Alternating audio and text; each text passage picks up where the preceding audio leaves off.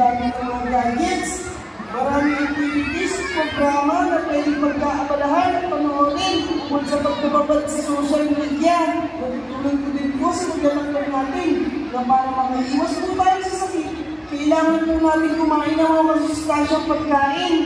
Simula po ngayon, hindi na po ako kakain ng junk food at hindi na din po ako magpapabay sa cellphone, TV at computer. Mabuti naman, nanay, at natuto ka na. Iyak na magiging masaya ang iyong nanay kapag nalaman na yan.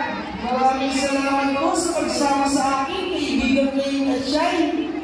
Sobrang nag-enjoy po ako at madami po akong natutunan. Maraming salamat din sa iyo, Yan. Masaya kami at nakatulong kami sa iyo. O siya, mauuna na kami. Paalam na sa iyo, Yan. Pag nagkita rin tayo, dapat maswerte ka na, ha? Opo, pangako po. Maraming salamat po ulit. Mag-iingat po kayo. Bye! Bye, kaibigan kayo na Shine!